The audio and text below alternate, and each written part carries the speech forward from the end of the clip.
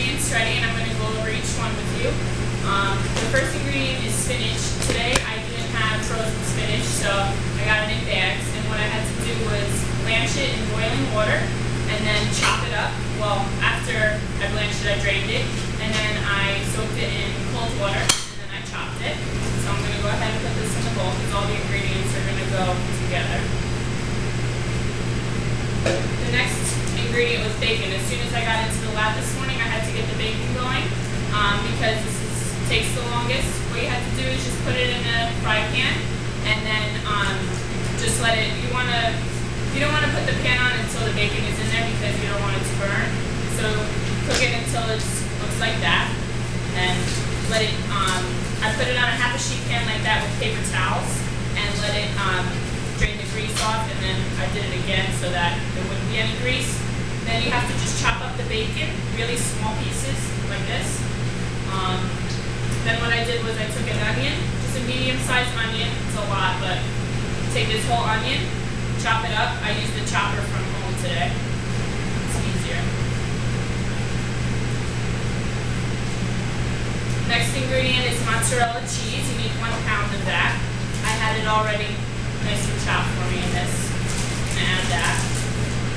Normally at home I get the square one, but this one's a lot better. It's easier.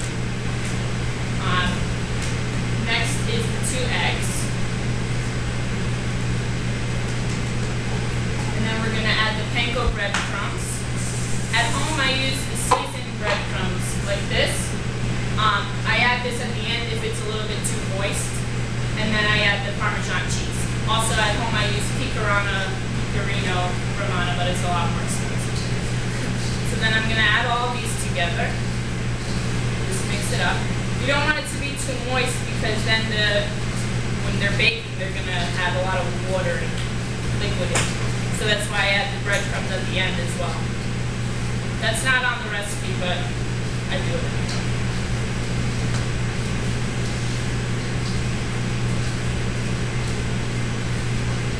Mix all these together. If you don't want to make spinach balls, you could also make a pie. You can get a Pillsbury already made, the pies from the frozen aisle, and then you can just make the pie in there. I would say to make it on 400 though if you're making the pie. Alright. So this looks good. I don't think we're going to need any other breadcrumbs. Well, maybe a little bit.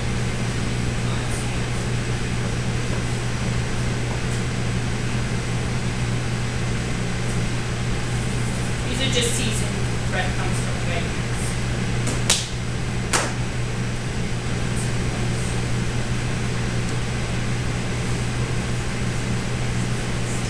When we make these at my house, we eat them as appetizers. You could also eat them with like ham on the side, but we usually just make it as a side dish.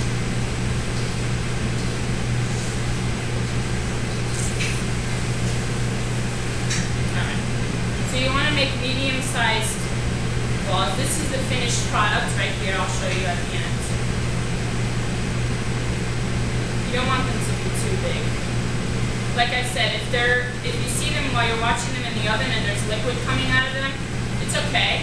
If it's like your whole sheet pan is wet, then you know you made it too watery.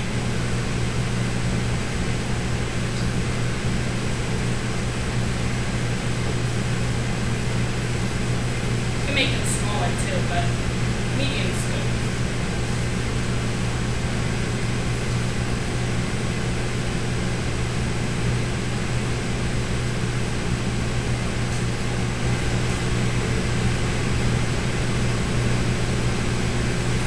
Sometimes I'll make a few first at home just to see how they come out, and then I'll add more breadcrumbs if I need them.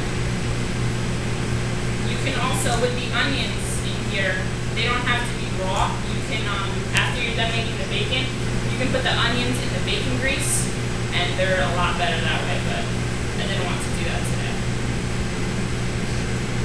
You just have to caramelize them in the bacon fat. I mean, it's not the most healthy recipe, but it's good too.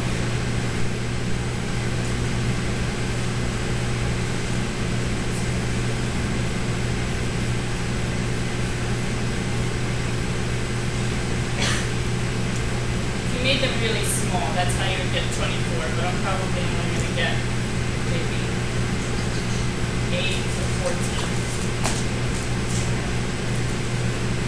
This is what I'm doing. You see it? Okay. This is the finished product. This is what it looks like. And